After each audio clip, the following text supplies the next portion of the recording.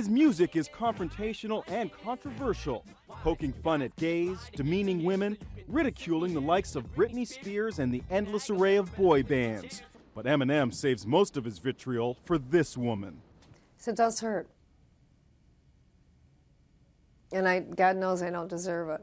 Marshall Mathers, a.k.a. Eminem, in song he imagines raping this woman, calls her a druggie, and according to her, has made her a pariah in the eyes of his fans. When you can't go to the mob for being spit on and being called, you disgusting pig, it's sad. Because people are passing judgment by listening to Marshall's songs. And this subject of Eminem's scorn is his own mother. 99% of my life I was lied to. I just found out my mom does more than I do. He needs to quit demeaning me.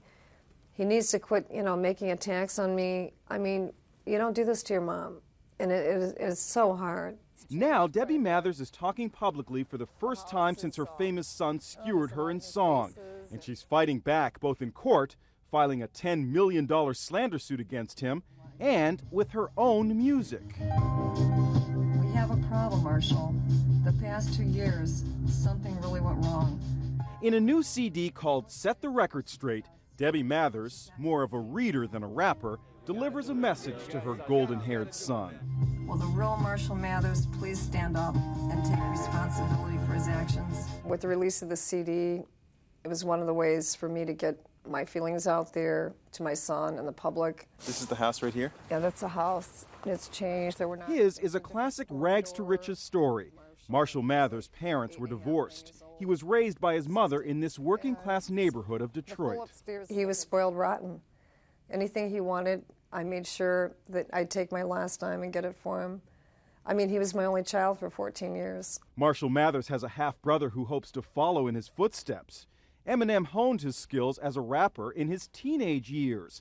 His mom thinks much of the anger in his music is an act aimed at convincing the hip-hop world that he's not another privileged pretender born with a silver spoon in his mouth. I think Marshall wanted to portray this really bad image of, like, we never had a place to stay, we lived off relatives, I never worked a day in my life. But what of the other nasty things he says about his own mother? He says you were neglectful. No. Pill popping. No. Welfare collecting.